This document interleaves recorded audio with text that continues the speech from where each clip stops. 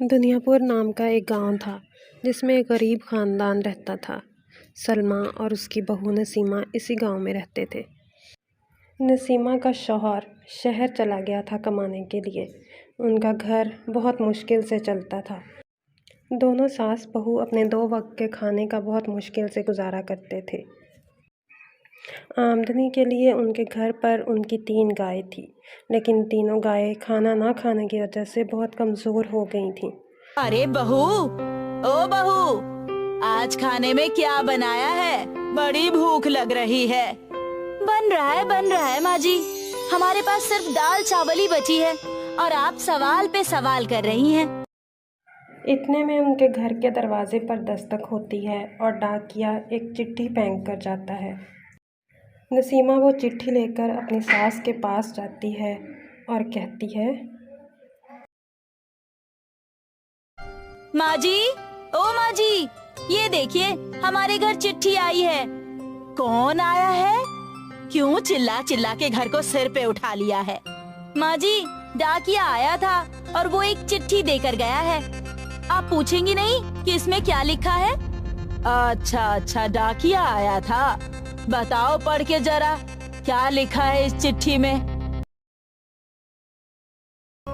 चिट्ठी किसी रमेश नाम के आदमी ने भेजी है और कहा है उनके साथ उनके समधी जी भी आने वाले हैं। खातिरदारी में कोई कमी नहीं होनी चाहिए। रमेश नाम का आदमी कोई और नहीं बल्कि मेरा सगा भाई है, यानी तुम्हारे मामा जी आ रहे हैं यहाँ, और रमेश भाई साहब के समधी जी भी। इन दोनों का हमें पूरा ध्यान रखना होगा, वरना हमारे घर की इज्जत चली जाएगी बहू। लेकिन माँ जी, हम ऐसा क्या करेंगे? फल और मिठाइयाँ तो दूर, हमारे घर में तो दाल चावल के अलावा कुछ भी नहीं है। दोनों सास और बहू बहुत परेशान हो जाती हैं और सोचने लगती हैं कि अब क्या किया जाए। कई घंटे सोचने के बाद वो अपने तबेले में से एक भैंस को बेचने का फ़ैसला करती हैं ताकि कुछ दिन के राशन और मेहमानों की खातिर मदारत का इंतज़ाम हो जाए। सास और बहू दोनों ही अपनी भैंस को लेकर बाज़ार जाती हैं, मगर पूरे गांव में से कोई भी उनकी भैंस नहीं ख़रीदता, तो वो वापस घर आ जाती हैं।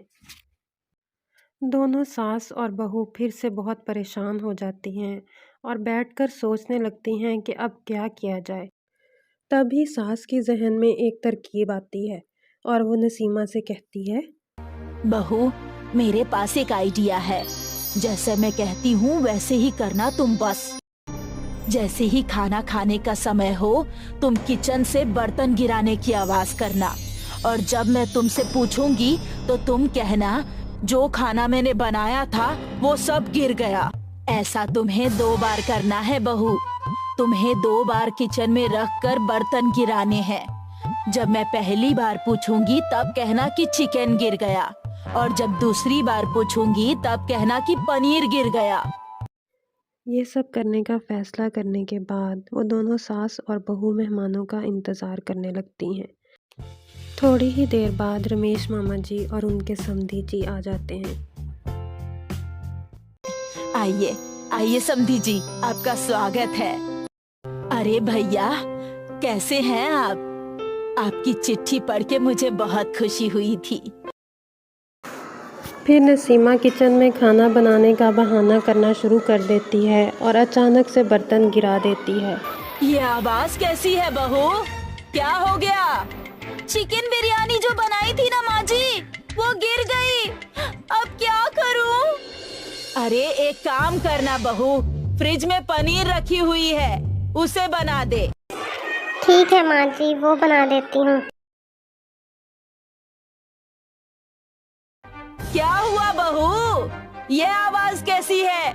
माँ जी, पनीर भी गिर गई। अरे कोई बात नहीं, उनसे कहिए घर पे दाल चावल भी होंगे, उन्हें ही बना के खिलवा दें। बहू, दाल चावल ही बना लो। दोनों सास बहू ने जैसा सोचा था वैसा ही हुआ। मेहमान दाल चावल के लिए ही मान गए।